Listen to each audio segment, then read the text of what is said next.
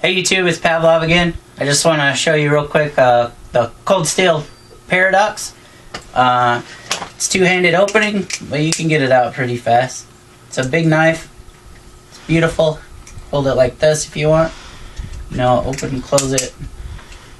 Have the clip side in your hand. That's how I open it real quick. It is two-handed, but I mean, look at this. You can pop somebody with that.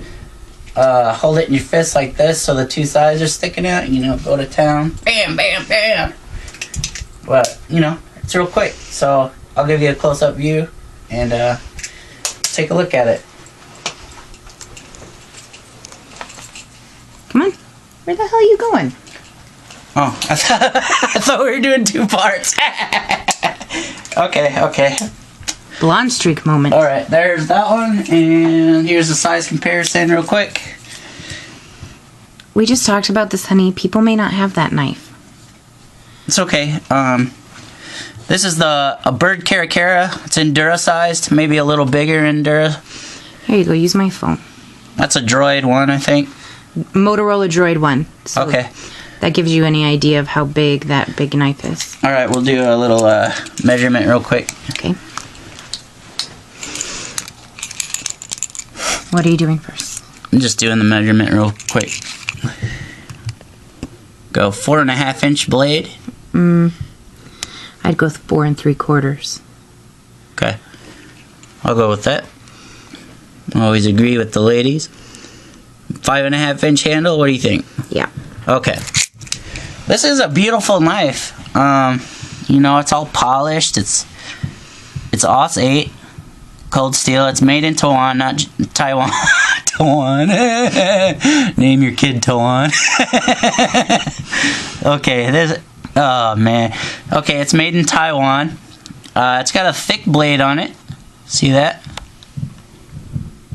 It's real thick. I don't know if you can get it. How about there you go. Got a thick blade on it. Almost all the way to the point. The handle is beautiful. It's just a beautiful knife. The clip is nice and strong. It says cold steel on it. Let me flip it around. It says cold steel on it. It's a beautiful clip. Very strong. I've snagged it on blankets before and it pulled them pretty well, but it didn't bend out the clip. So the clip is real nice. It's so strong he can't get it into some of his shorts. Yeah, some of my thicker pocket pants, you gotta bend this and then slide it over. So that's the only complaint with a pocket clip. I mean, if you got thick pants, god damn. If you have thick pants, it's hard to get them in there. How much have you had to drink tonight? None. Okay, what did I want to say? This is it looks like a butterfly knife, everybody. Butterfly knives are legal here in Arizona. So are automatics, by the way. Very good knife laws here in Arizona. But I carry this with me. This comes with the knife. Just get a good view of it. It basically explains, it's proof that it's two-handed. You can't open this knife one-handed. Although I've seen a YouTube video, some dude does it. But anyway, this is my story. It's two-handed knife. This paper just explains that. I keep it in my wallet all the time. So if I'm carrying this knife, hopefully the cops will take the time. I don't know if they will. I live awfully close to California, and a butterfly knife is a felony right away if you have one on you. So, when I go to California, sometimes I won't carry it. Because I'm pretty close to California. Pretty close to the border. But, 2 miles. Yeah, oh, shit. I don't know why people, they keep their identity secret or whatever. But, anyway, this is it looks like a butterfly knife. Will the cops take a minute and let you explain that it's two-handed opening and it's not a butterfly knife? Probably not.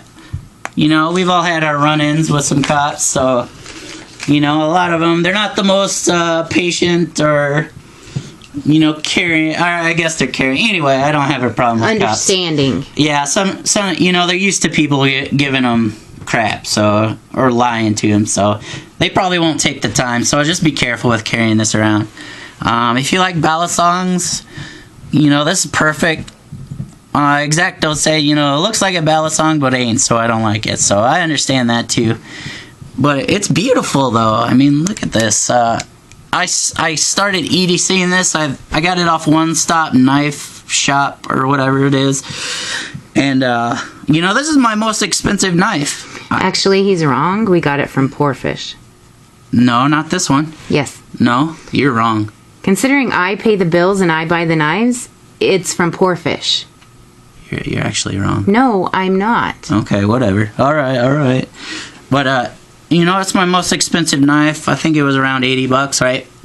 Somewhere around there. Mm-hmm. So, most expensive. I started carrying it right away. Loved it. I was cutting everything, you know, doing the EDC with it, even though it is big. You know, I like bigger knives for EDC. Till he scared a bunch of old women. Yeah, when I was I worked at a clothing store for a few months while waiting to work at the casino to get licenses for the casino. But yeah, so, you know, some of the jobs were really awkward with a big knife. I mean, I just came to...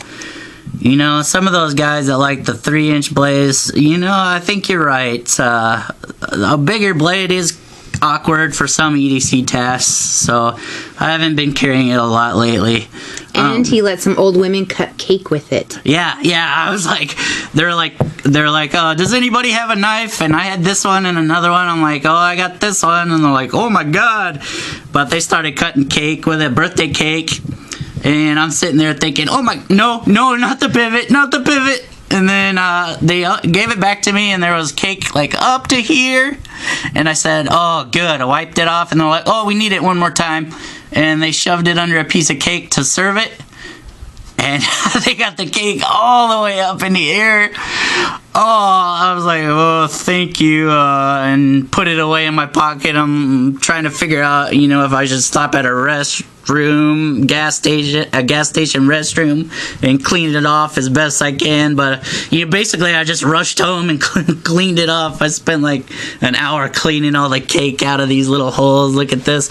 When it opens up like this, you gotta get all the cake out of there. That's inside an hour here. Keith Simpson time, so that's actually 2.5 hours. Yeah, pretty much. But yeah, there's all these little holes, and there was, you know, you gotta be careful on that. I'll say it can rust, so, you know, you gotta oil these parts inside the handles and the blade once in a while.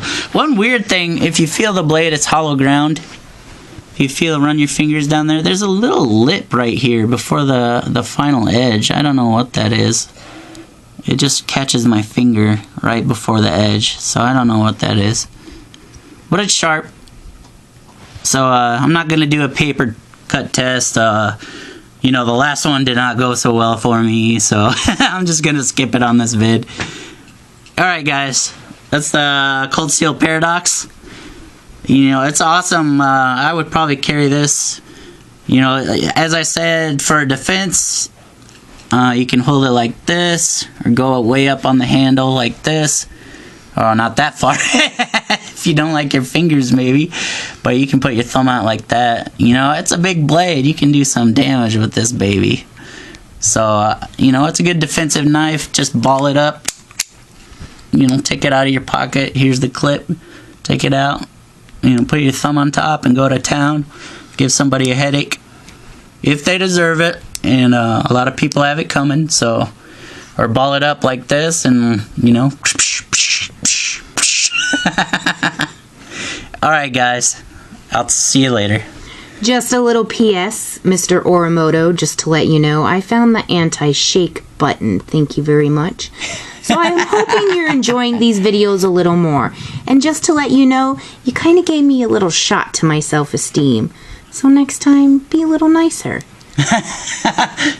Oromoto's, you know, I asked a couple of you guys for advice, you know, telling me brutally what you think of the vids and what we can improve on it. He just wrote shaky, so, you know, it's shaky. And it was, you know, we just first started out, so.